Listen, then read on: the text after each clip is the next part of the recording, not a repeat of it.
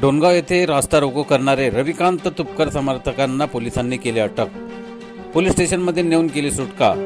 आज 6 सप्टेंबर 2024 रोजी डोणगाव येथे रविकांत तुपकर यांच्या समर्थनार्थ डोणगाव येथील त्यांच्या कार्यकर्त्यांनी मालेगाव मेकर रोडवर रास्ता रोको केला होता। या प्रसंगी डोणगाव येथील कर्तव्यदक्ष अधिकारी अमरनाथ नागरे व त्यांचे पोलीस पथक व त्यांचे सहकारी पोलीस बांधव येऊन त्यांनी या सर्व कार्यकर्त्यांना देवेंद्र आखाडे, बोरकर भाऊ, गणेश धावे, जावेद खान, साजन शहा, अरविंद दांडदे, सोनू काळे असे असंख्य कार्यकर्ते होते। घटनास्थळी अटक करून डॉक्टर ज्ञानेश्वर टाले यांना गाडीत टाकून डोणगाव पोलीस स्टेशनमध्ये नेले। त्यानंतर काही प्रशासकीय लिखापडी करून त्यांना सोडण्यात आले।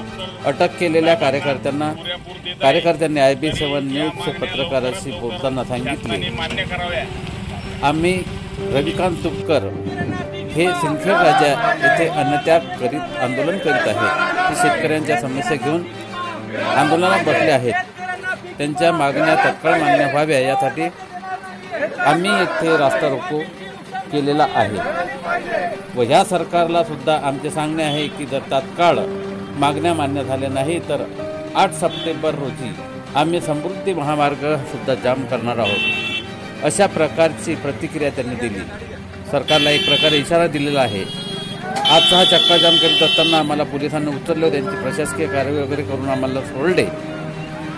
डॉक्टर टाले यांनी दिली तर ते आंदोलन शेतकऱ्यांच्या शेतीमालाला, सोयाबीनला हमीभाव मिळवून द्यावा व शेतकऱ्यांची पीक विम्याची रक्कम ही तात्काळ त्यांच्या बँक खात्यामध्ये टाकावी यासारख्या अनेक शेतकऱ्यांच्या समस्या घेऊन तुपकर हे बुलढाणा जिल्ह्यातील सिंदखेड राज्य येथे उपोषणाला, आमरण उपोषणाला बसलेले आहेत। त्यांच्या ह्या उपोषणाला समर्थन म्हणून पूर्ण महाराष्ट्रात ठिकठिकाणी आंदोलनं होत आहेत। त्यातीलच डोणगाव येथील हे आंदोलन आहे। येथील रास्ता रोको आंदोलन आज झाले आहे। प्रल्हाद खोडके, जिल्हा प्रतिनिधी, दक्षिण बुलढाणा, IB7 न्यूज मेकर। आज रोजी डोणगाव पोलीस स्टेशनने आपल्याला कोणत्या संदर्भात अटक केली?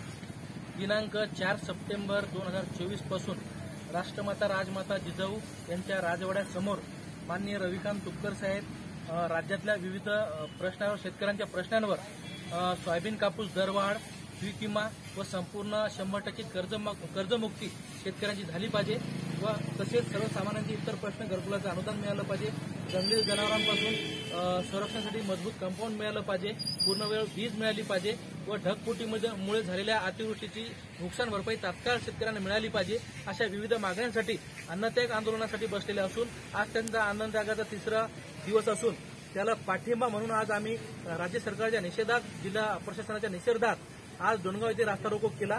त्यामुळे आम्हाला पोलिसांनी अटक केली व आमच्यावर कारवाई केली। अटक केल्यानंतर साहेबांना आपल्यावर काही कलम दाखल केले की काही वेळ बसून डिटेन करून परत सोडून दिले? आम्हाला अटक केली आणि कायदेशीर कारवाई केली आणि सोडून दिलं। पण आम्ही राज्य सरकारला व जिल्हा प्रशासनाला सांगतो की जर राज्य सरकारनं सदर आंदोलनाची दखल घेतली नाही तर आम्ही सगळे शेतकरी घेऊन येणाऱ्या काळामध्ये चक्काजाम आंदोलन करणार आहोत आणि त्याचप्रमाणे समृद्धी महामार्गावर सुद्धा शेतकरी उतरून बैलगाड्या घेऊन आंदोलन करतील आणि त्याचा जो काही दुष्परिणाम होईल तो राज्य सरकार आणि जिल्हा प्रशासन त्याला जबाबदार असेल। म्हणजे आजचे आंदोलन तुमचे हे रविभाऊ जे उपोषणात बसलेले आहेत त्यांच्या समर्थनार्थ होतं? हो, रविकांत तुपकर साहेब जे आंदोलन अन्नत्यागाला बसले त्याच्या समर्थनार्थ हे शेतकऱ्यांना घेऊन आम्ही आज आंदोलन केलं, त्याच्या समर्थनार्थ हे आंदोलन होतं। धन्यवाद, आपण IB7 ला प्रतिक्रिया दिल्याबद्दल।